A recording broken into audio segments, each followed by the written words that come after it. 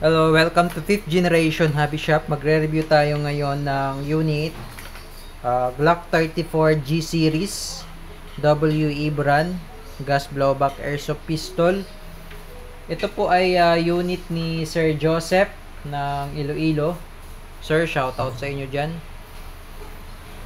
So, bali ito na po ang inyong unit, sir. Bali may kasama na po itong gas sa kabala. Okay, tsaka yung silicone lube na in-order nyo po. Okay, this is the box. Glock 34. Yan. All black. WE brand, made in Taiwan. Okay. So, ito yung kanyang manual. Then, may kasama po siyang dalawang back strap. Tsaka yung pin.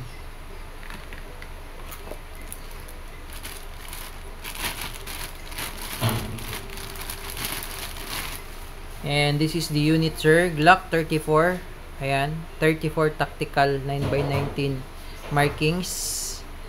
Gen 4. G series. Made in Taiwan with tactical. Tritium sight. Picatinny rail for flashlights, accessories. Threaded barrel for tracer units and other accessories. Ayan, 24 rounder capacity magazine. So, lagyan natin ng gas para matest natin yung EPS. Bali, yung ibibigay ko na sa yung gas, sir, ay number 14. Number 14.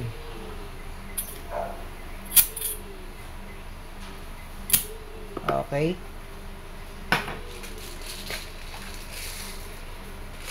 So, subukan natin muna siyang timbangin with the magazines kung gaano siya kabigat.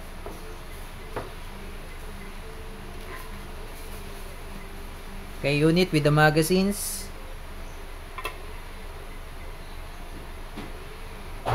Okay, 0.70. 0.70. Okay, isa pa. Timbangin natin ulit.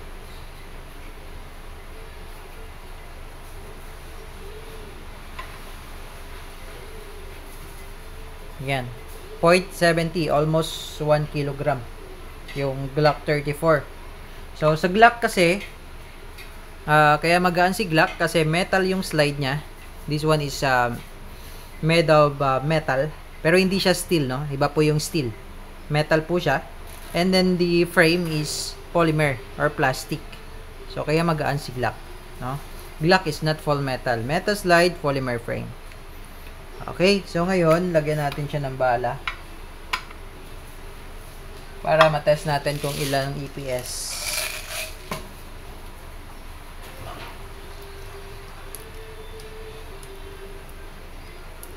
Four shots.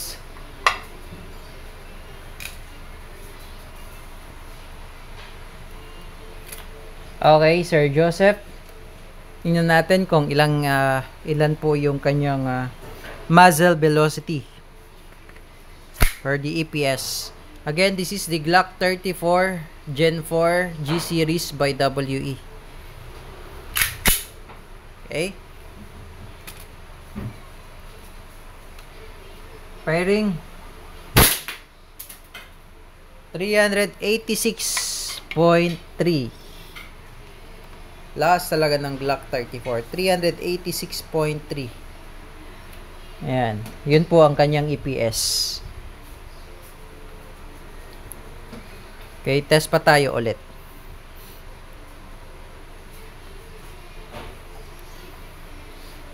Firing.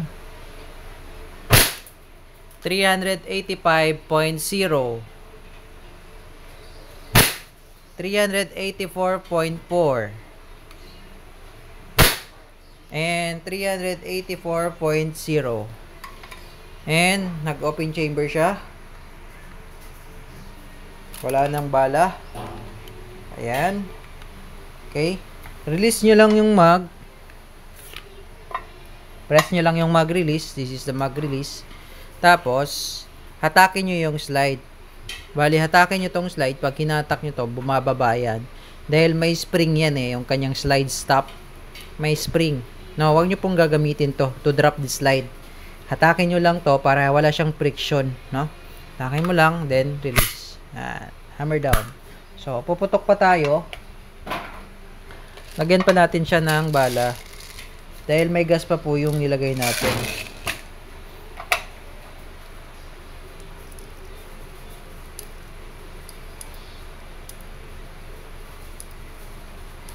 Okay. Again, this is the Glock. Sa Glock pala sir, kailangan mo lang lakasan yung pag-insert ng wag kasi pag medyo mahina, hindi siya naglalak. Okay? So, ganun po sa mga Glock. Okay, testing tayo. Okay, shooting test tayo. Glock 34. Okay. Sorry, nasagi yung phone. Okay, shooting test tayo. Glock 34 Gen 4. Okay, unit ni Sir Joseph.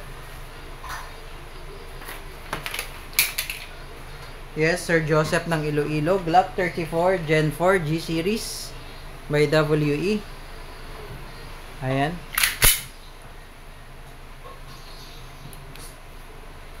Firing.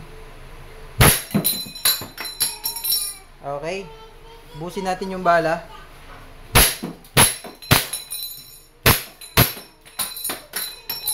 Okay, open chamber. Release the mag. Hold back the slide. Hammer down.